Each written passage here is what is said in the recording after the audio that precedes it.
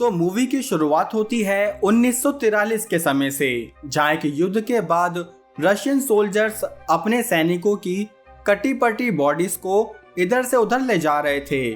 तभी उनकी नजर एक टैंक में गई, जहाँ ये उल्टे तवे जैसा दिखने वाला सोल्जर मरा नहीं बल्कि जिंदा पड़ा हुआ था। तभी ये लोग उसे सरकारी अस्पताल में ले जाने लगे, जहाँ डॉक्टर ने उसे देखते ही उसका डेथ सर्टिफिकेट निकाल दिया।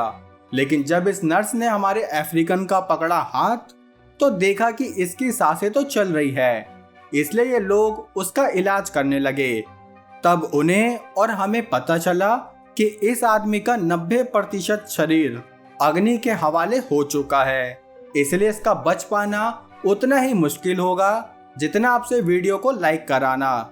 खैर, फिर भी इन्होंने इसका इलाज करते हुए इसे जवान का शाहरुख खान बना दिया। अब 3 दिन बाद जब वो पट्टियां हटाई गई तो भैया इसकी तो काया ही पलट हो गई। डॉक्टर भी हैरान हो गए कि ये वही उल्टा तवा है। तब उन्होंने इससे बात करने की कोशिश भी की, लेकिन अब ये एक गजनी बन चुका था, जिसके चलते इसे कमांडर के सामने पेश किया गया, जहां कमांडर भी उसे देखकर चौंक गए कि क्या ये वही अफ्रीकन है जो 90% जल चुका था। तब उसी पकड़ने वाली नर्स ने हाँ बोला।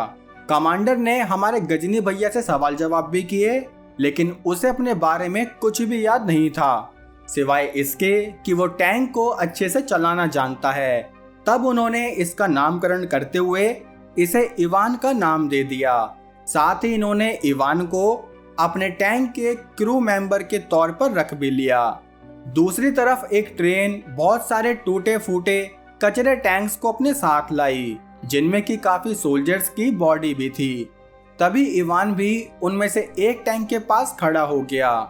इतने में ही यहाँ 2 सोल्जर आए, जिन्हें इवान ने बताया कि उस टैंक ने मुझसे कहा कि इस पर पैंथर ने हमला किया था। तब सीनियर बोला कि अच्छा, तो बताना इस दूसरे टैंक ने तुमसे क्या कहा। इवान बोला कि इस पर उसी व्हाइट टाइगर टैंक ने हमला किया जिसने मुझ पर भी किया था। यह सुनकर इन दोनों ऑफिसर्स ने इवान को भगा दिया कि चल दिहाड़ी लगा जा। यहाँ मेजर के पास एक जर्मन सिपाही आया, जिसे इन लोगों ने युद्ध में पकड़ लिया था। तब उस सिपाही ने बताया कि व्हाइट टाइगर एक ऐसा खतरनाक टैंक है जो कि पूरी बटालियन को अकेला खत्म करके ऐसे गायब हो जाता है जैसे गधे के सर से सींग। ये सुनकर इनके जनरल को भी व्हाइट टाइगर पर विश्वास हो गया, इसलिए वो तुरंत रशियन ऑफिसर्स के साथ एक मीटिंग करने पहुंचा, जहां ये लोग उस व्हाइट टाइगर से लड़ने का प्लान सोचने लगे। तभी उन्होंने एक योजना बनाई कि हम सबसे पहले एक ऐसा टैंक तैयार करेंगे जो व्हाइट टाइगर से भी ज्यादा शक्तिशाली हो। ये सुनकर इनके एम्प्लॉय ने बताया कि ऐसा टैंक बनाने में हमें कम से कम 1 महीना लग जाएगा, लेकिन मार्शल बोला कि 1 महीना 15 दिन में चाहिए हमें। जिसके बाद मार्शल ने मेजर को भी ऑर्डर दिया कि तुम जल्दी से एक ऐसी टीम तैयार करो जो उन टैंक्स को चला सके, क्योंकि टैंक बन भी गया तो चलाएगा कौन, भूत। ये सुनकर मेजर भी टीम इकट्ठा करने पहुंचा, जहां उसने सबसे पहले इस ग्रुप के बेस्ट ड्राइवर इवान से बात करी। इवान ने बताया कि असल में व्हाइट टाइगर टैंक को चलाने वाला आदमी पहले ही मर चुका है, लेकिन तब भी वो टैंक अकेले ही बिना किसी ड्राइवर के पूरी बटालियन को खत्म करने के लिए काफी है। ये सुनकर मेजर को इवान पर बिल्कुल भरोसा नहीं हुआ कि ये क्या बात करता है यार। लेकिन तब भी उसने ड्राइवर के तौर पर हमारे गजनी भैया इवान को ही चुना, क्योंकि भले ही उसकी मेमोरी वीक हो, लेकिन व्हाइट टाइगर के बारे में उसे ही सबसे ज्यादा ज्ञानबाजी थी। अब अगले दिन इन 3 जनों की टीम ने सीनियर ऑफिसर्स को दिखाया कि हाँ, हम ऐसे व्हाइट टाइगर को उड़ा देंगे, ऐसे।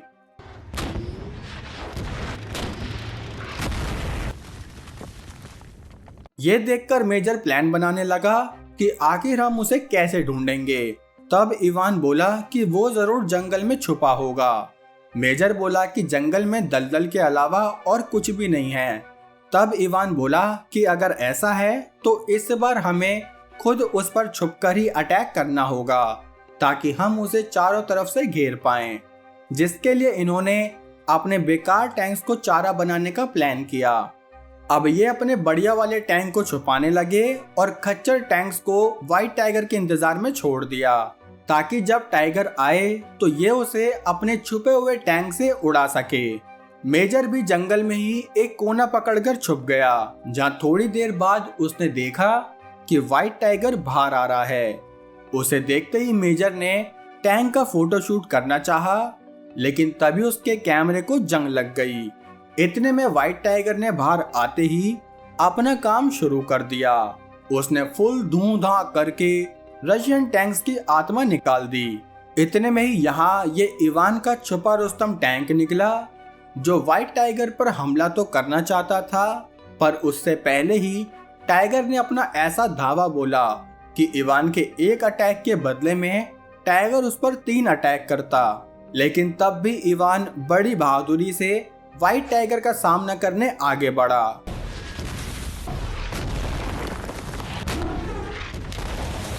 जहां उसने देखा कि अब वो जादुई टैंक यहां से गायब हो चुका है, लेकिन असल में वो गायब नहीं बल्कि ठीक इनके पीछे ही खड़ा था, जिसने इनके टैंक की धज्जियां उड़ा दी।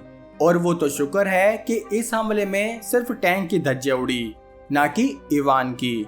तब इवान मेजर से बोला कि मैंने कहा था ना, वो टैंक जंगल में ही छुपा हुआ है।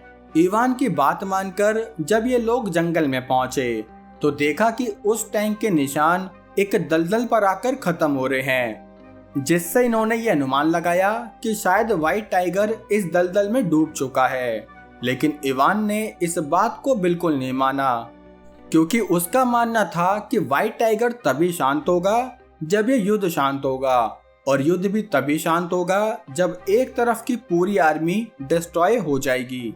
मेजर को इन सब बातों का विश्वास तो नहीं हुआ, लेकिन उसके मन में एक शक बैठ गया कि कहीं इवान सच तो नहीं कह रहा, क्योंकि अभी तक इन्होंने जो भी व्हाइट टाइगर के बारे में सुना वो सब कुछ सच हो रहा था, कि उस व्हाइट टाइगर को सच में किसी से डर नहीं लगता। यहाँ रशियन सीनियर्स उस जर्मन सिपाही से बात करने लगे, जहाँ वो सिपाही बोला कि मैंने जो भी आपको व्हाइट टाइगर के बारे में बताया वो सब कुछ मैंने इधर उधर से ही सुना हुआ था, क्योंकि असल में मेरा सामना कभी उस टैंक से नहीं हुआ। और इस चीज के लिए मैं बहुत खुश हूँ, क्योंकि अगर मेरा सामना हो गया तो शायद फिर मेरा आपसे आमना सामना नहीं हो पाएगा। ये सुनकर मेजर ने एक बड़ी आर्मी के सहारे जंगल में ओपन फायरिंग स्टार्ट कर दी, ताकि अगर व्हाइट टाइगर जिंदा हो तो सामने निकल कर आए। और इनके इस प्लान ने व्हाइट टाइगर को बाहर तो निकाला, लेकिन ये इतने सारे टैंक होने के बाद भी उसका कुछ नहीं उखाड़ पाए, क्योंकि जितने में ये एक फायर करते इतने में व्हाइट टाइगर इन पर 3 फायर कर देता। इतनी भयंकर लोडिंग पावर देखकर ये सब समझ गए कि भाई ये कोई आम इंसान तो बिल्कुल नहीं है। इस लड़ाई में भी रशियन टैंक्स की धज्जियां उड़ा दी गई। तभी इवान और उसका क्रू अपने टैंक से व्हाइट टाइगर का पीछा करने लगे। उसका पीछा करते करते ये एक जंगल में पहुंचे, जहां काफी झोपड़पट्टी बनी हुई थी। वहां पहुंचकर इवान व्हाइट टाइगर को ढूंढने लगा कि तभी उसकी नजर एक झोपड़ी में गई, जहां उसे वो टैंक दिख गया। तभी उसने ऑर्डर दिया कि जल्दी से फायर करो, और फायर होते ही उस झोपड़ी में से व्हाइट टाइगर बाहर आ गया। अब दोबारा से इनकी दबदब फायरिंग शुरू हुई, और भाई साहब ये सीन इतना तगड़ा कि क्या बताऊं।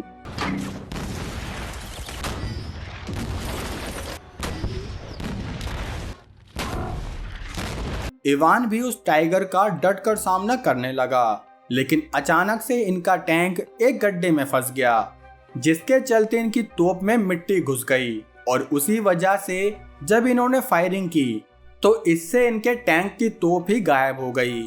अब टैंक खराब होते ही इवान उससे बाहर आया, जहां उसने व्हाइट टाइगर पर गन शॉट शुरू कर दिए।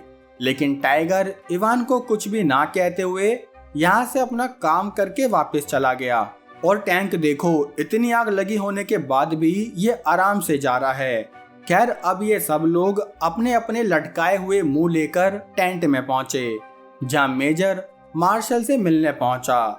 मेजर बोला कि मुझे लगता है जैसे इवान और व्हाइट टाइगर इस दुनिया के ना हो।